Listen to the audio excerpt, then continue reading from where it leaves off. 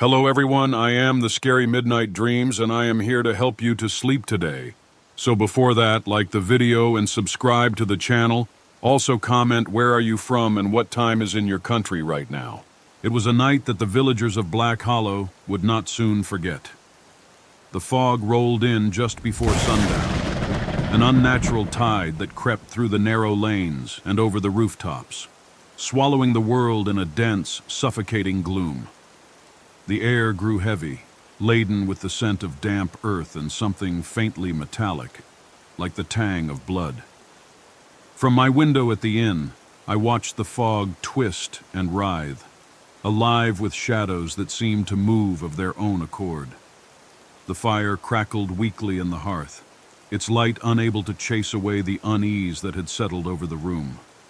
The innkeeper, Mrs. Hargrove, hovered by the door, her face pale and drawn. "You'd best lock your door tonight, Mr. Arden," she said, her voice low and trembling. "The fog isn't natural. It brings him." "Who?" I asked, though her tone had already set my heart racing. "The stranger," she whispered, her eyes darting toward the window. "He comes with the fog, knocking on doors at the stroke of midnight. Those who answer, they're never seen again." I wanted to dismiss her words as mere superstition, the product of an isolated village steeped in old tales. Yet, as the clock struck 11, a sense of dread began to creep over me.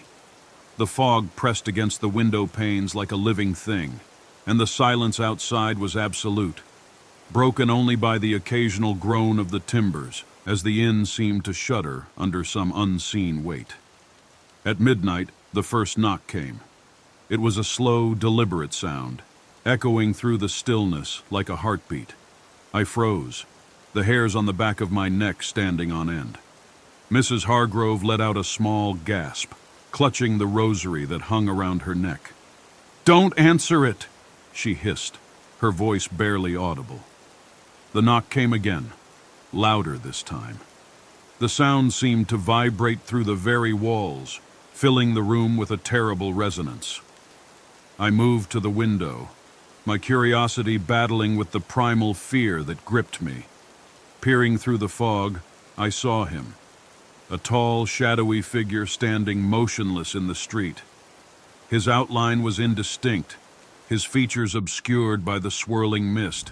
But there was something undeniably wrong about him, something that made my skin crawl. The knocking continued, moving from door to door. Each time, it was the same. 3 deliberate raps, followed by silence. And then, as the clock struck 1, the fog began to recede, pulling back like a tide retreating from the shore. By morning, the village was eerily quiet. Doors hung open, their occupants vanished without a trace. The carriage rattled to a halt before the gates of Blackwood Grange, and I stepped down into the chilling mist that clung to the ground like a shroud. The mansion loomed ahead, its gabled roof and narrow windows etched against the stormy sky. Time had not been kind to the house. Ivy crawled like veins over its crumbling stone, and the air seemed heavy with an unnameable weight. Yet for all its decay, the place held an undeniable allure, a grim majesty that beckoned even as it repelled. I had come with my wife, Margaret, and our young daughter, Clara, to make a new start.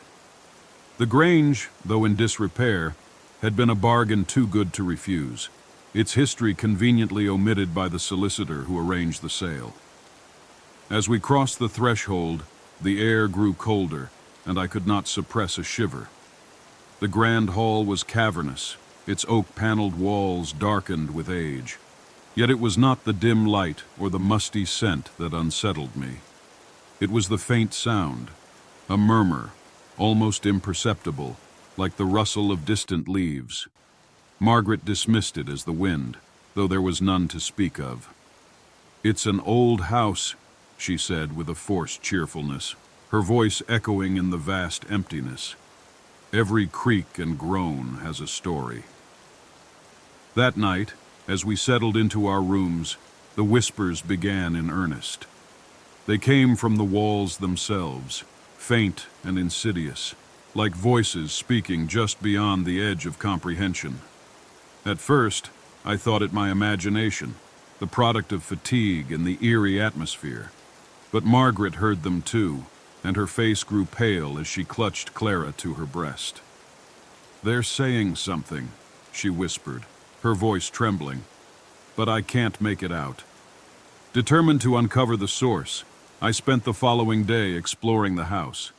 Each room seemed to hold its own secrets, the walls stained with watermarks that resembled faces twisted in agony. In the library, I found a ledger detailing the mansion's history. Its pages spoke of the Blackwood family, whose patriarch, Elias Blackwood, was a man of cruel reputation. He had vanished one stormy night, and his family had followed soon after, their fates unknown. As I read, the whispers grew louder, as if the house itself resented my intrusion. That night, I was awakened by Clara's cries. Rushing to her room, I found her standing in the corner, her small hands pressed against the wall. "They're calling to me," she said, her voice unnaturally calm. "They want me to come inside." The night was dark and starless when I stumbled upon the ruins of the monastery, a forsaken relic of stone and shadow perched atop the windswept moor. I had been traveling on foot, my path obscured by a sudden fog that rolled in like a phantom tide. Though my map marked no settlement for miles, the faint glimmer of light drew me toward the crumbled remains of the abbey, as a moth is drawn to flame. The lantern hung from a rusted iron hook near what must once have been the chapel's entrance. Its glow was not that of ordinary fire. It burned with an otherworldly radiance, a cold and silvery light that cast no warmth. The sight of it struck me with a strange unease, for though the lantern seemed ancient, its brass casing green with patina and its glass cracked, it burned as though newly kindled, its flame undiminished by time or neglect. Compelled by a curiosity I could not resist, I reached for the lantern. The instant my fingers brushed its surface, a chill ran through me, sharp as the bite of winter air. The fog thickened, and the silence of the moor was broken by a sound that froze my blood. The low, mournful chanting of voices not of this world. I turned, and there they were. Shadows that should not have been. The monks, or what remained of them, emerged from the fog, their forms faint and flickering like images reflected on troubled water. Their robes were scorched and tattered, their faces obscured by hoods that seemed to swallow the light. Yet their voices were clear, rising and falling in a dirge that spoke of sorrow and despair. One figure stepped forward, its skeletal hand outstretched toward the lantern. When it spoke, its voice was hollow, as though echoing from a vast and empty tomb. "The light binds us," it said. "Release us from its grasp." I staggered back, the lantern trembling in my hand. "What are you?" I demanded, though my voice was barely more than a whisper. "We are the keepers of the flame," the figure intoned, "bound to its light until our sins are purged. But the lantern does not die, and so neither do we." The other monks drew closer, their forms shifting like smoke in the wind. Their hands reached for me, not in anger but in supplication, as though I held the power to grant them salvation. The castle stood atop the cliffs like a sentinel, its crumbling towers and jagged battlements silhouetted against the stormy sky. Ravens circled its highest spire, their cries lost to the roar of the sea below. To most, it was a place best left to ruin and memory, a relic of a time long past. But to me it was a treasure trove of history, a labyrinth of forgotten stories waiting to be unearthed. I had come to Ravenshade Castle as part of my research into the Blackthorn lineage, a family whose name was whispered with both reverence and fear. The castle, abandoned for nearly a century, had fallen into disrepair, its halls choked with dust, and its once grand chambers reduced to hollow echoes of their former splendor. Yet, as I wandered its corridors, I felt a strange pull, as though the very stones were urging me deeper into their secrets.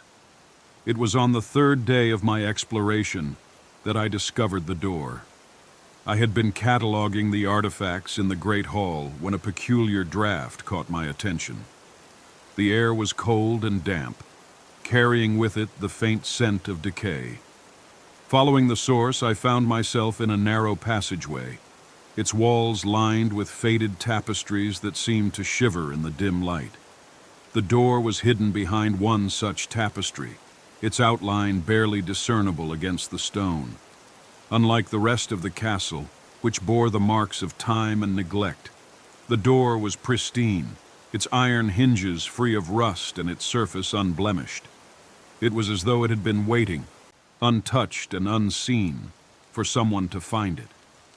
Curiosity overtook caution as I pushed it open. The hinges groaned softly, and a cold, oppressive air rushed out to greet me. Beyond lay a staircase spiraling downward into darkness, its steps slick with moisture. I hesitated, the weight of the unknown pressing heavily upon me. But the historian in me could not resist the lure of discovery. The descent seemed endless, the air growing colder and the silence more profound with each step. At last I reached the bottom, where a vast chamber stretched out before me. The walls were carved with strange symbols, their meaning obscured by the passage of time. In the center of the room stood a stone altar, its surface stained with what I dared not imagine. As I approached, a low sound began to echo through the chamber, a deep, guttural moan that seemed to emanate from the very walls. The air grew thick, and the shadows began to shift, coalescing into forms that defied comprehension. They moved with unnatural fluidity, their shapes twisting and writhing like smoke caught in a tempest. And then I saw them, eyes, countless, glowing eyes, staring at me from the darkness. They were filled with malice, their gaze piercing through me as though stripping away my very soul. I turned to flee, but the door had vanished, replaced by an unbroken wall of stone. The moaning grew louder, a cacophony of voices rising in a dreadful chorus. The shadows closed in, their forms becoming more distinct, more human, yet grotesquely wrong. In that moment, I understood the truth of the Blackthorn family's curse. The door was not forgotten. It had been sealed, a barrier against the horrors that lay beneath. And I, in my hubris, had unleashed them. It began on a day like any other in the quiet coastal town of Greyhaven.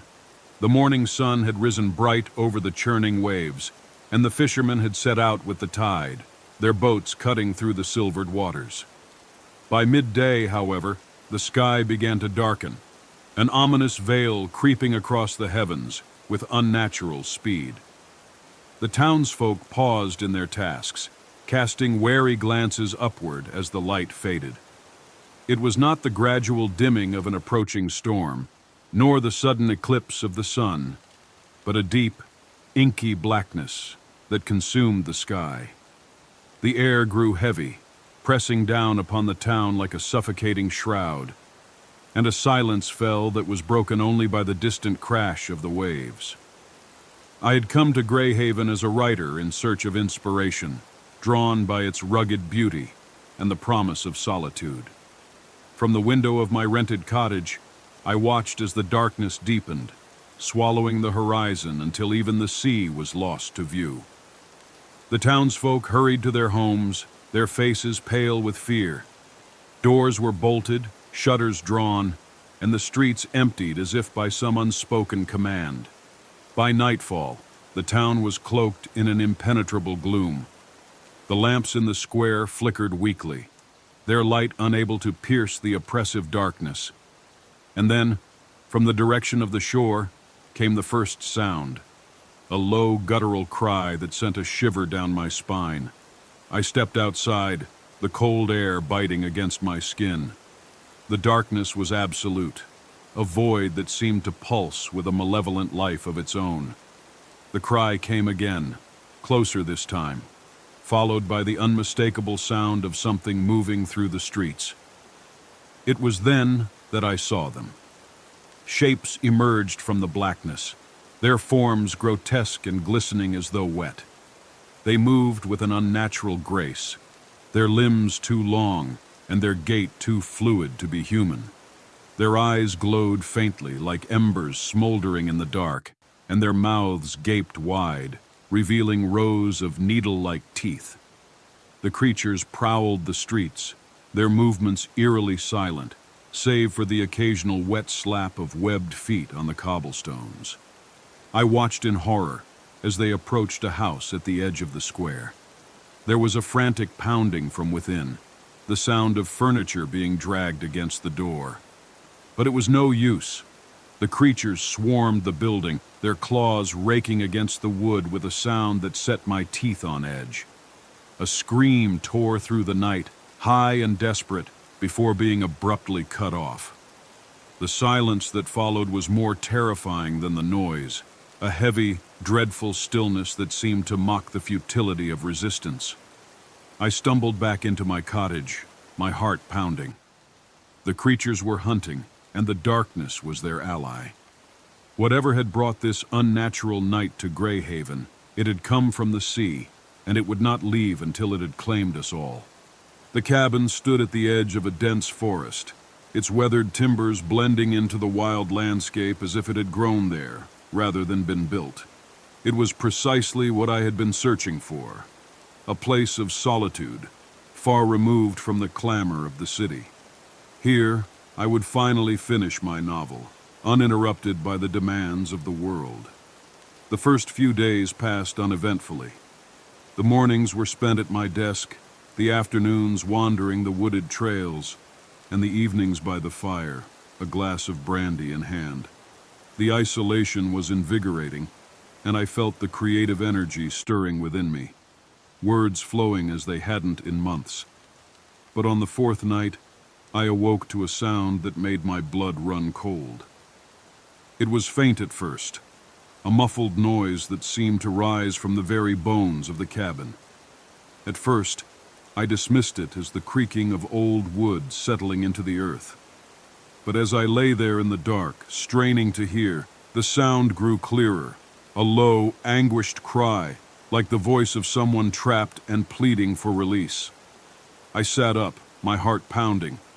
The sound was coming from beneath the floorboards. Grabbing the oil lamp from my bedside table, I descended to the main room. The cabin was silent save for the faint crackle of the dying embers in the hearth. I crouched near the center of the room, pressing my ear to the floor. There it was again, a muffled scream, followed by what sounded like scratching, as if nails were clawing at the wood from below. A chill ran through me, and I scrambled back, my breath coming in short, panicked gasps. The rational part of my mind insisted it was impossible. The cabin had no basement, no crawl space, only the solid earth beneath its foundation. Yet the sounds continued, rising and falling like waves of torment. The next day, I tried to dismiss the incident as a dream, a trick of the mind conjured by the isolation and the quiet. But when night fell, the screams returned, louder and more insistent. They seemed to echo through the cabin, filling every corner with their dreadful resonance. I could no longer ignore it. Determined to find the source, I retrieved a crowbar from the tool shed and set to work prying up the floorboards. The wood groaned in protest, splinters flying as I tore away the planks. Beneath, I found only dirt, cold, hard-packed earth that gave no indication of what might be causing the sounds. And yet as I stood there, staring into the darkness below, the screams grew louder, more frantic. They seemed to come from everywhere and nowhere, surrounding me in a cacophony of anguish. I dropped the crowbar, stumbling back as a foul stench rose from the exposed ground. A smell of decay and something far worse, something I could not name. The lamp flickered, casting shadows that seemed to move of their own accord. I could feel it now, a presence beneath the floorboards, watching me, waiting. It began as an exercise in vanity, or so I told myself. The artist, after all, must leave his mark not only on the world but on his own image. A self-portrait, I reasoned, would serve as a testament to my craft and as a keepsake for posterity. Yet even as I set brush to canvas, a faint unease crept into my thoughts, as though some unseen hand guided my strokes toward an end I could not foresee. The studio, a cavernous room filled with the scent of oil paint and turpentine, was my sanctuary. But as the days wore on, it began to feel less like a haven and more like a prison. The portrait consumed me. I worked tirelessly, each layer of paint bringing the image closer to life. My own face stared back at me from the canvas, its expression solemn and intense, the eyes gleaming with an uncanny vitality. When at last I laid down my brush, I was overcome with both pride and a nameless dread. The portrait was flawless, almost unnervingly so. It captured every detail of my face, the fine lines around my eyes, the faint scar on my chin, with a precision that seemed beyond my skill. Yet there was something in the gaze that unsettled me, a glint of malice that I had not intended. The first change was subtle. I noticed it one evening as I returned to the studio after a walk. The light of the setting sun cast long shadows across the room, and for a moment, I thought the eyes in the portrait moved, following me as I crossed the threshold. I dismissed it as a trick of the light, but the unease lingered. Over the next few days, the changes became undeniable. The expression on the painted face began to shift, the features contorting ever so slightly when I was not looking. The eyes, once reflective of my own, grew darker, their gaze sharper and more penetrating. It was as though the figure in the portrait had become a separate entity, observing me with a growing malevolence. Then came the dreams. Night after night, I found myself wandering through a dimly lit gallery, the walls lined with paintings of twisted, grotesque figures. At the center of the gallery hung my portrait, its eyes burning with an otherworldly fire. As I approached, the painted figure would step out of the frame, its movements fluid and deliberate, and I would wake drenched in sweat, my heart pounding in terror. One morning I awoke to find the portrait altered in a way that defied explanation. The hands, which I had painted clasped in front of the figure, were now reaching outward, the fingers long and claw-like. The background, once a simple wash of muted tones, had transformed into a nightmarish landscape of shadows and fire. I tried to destroy it.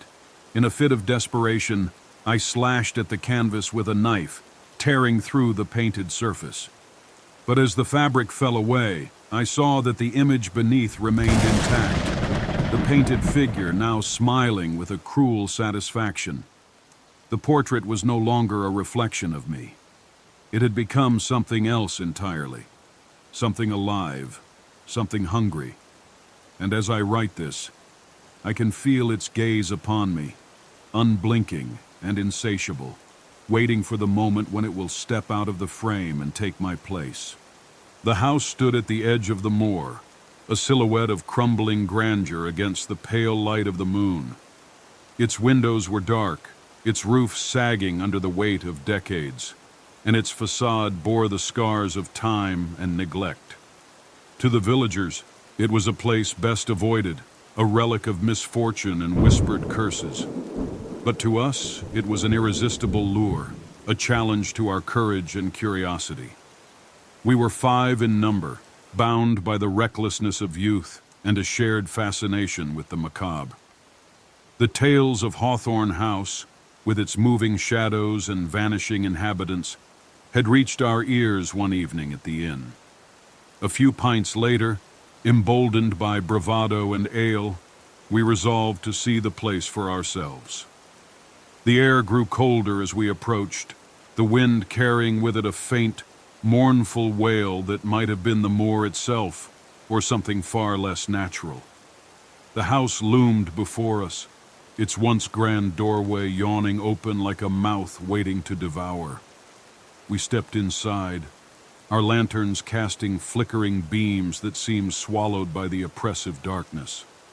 The first sign that something was amiss came almost immediately. The shadows cast by our lanterns moved unnaturally, stretching and twisting as though alive. At first we laughed it off, blaming our unease on the eerie atmosphere and the tricks of the light. But as we ventured deeper into the house, the laughter died, replaced by a growing sense of dread. The shadows did not merely follow the contours of the walls and furniture. They moved of their own accord, slithering across the floor and climbing the walls like living things. They gathered in the corners, pooling like ink, and seemed to watch us with an intent that made my skin crawl. "Did you see that?" whispered Mary, her voice trembling. She pointed to the far end of the hall, where a shadow lingered despite the absence of anything to cast it. It was humanoid in shape, but its proportions were wrong. Too tall, too thin, its limbs impossibly long. Before we could respond, it moved, gliding soundlessly across the floor toward us. The lanterns flickered, their light dimming as though drained by the presence of the thing. We backed away, our fear mounting as the shadow halted just beyond the reach of our light. "This is madness," muttered James, his bravado crumbling. "We should leave." But the house had other plans. As we turned to retrace our steps, we found the doorway gone, replaced by an unbroken wall of darkness.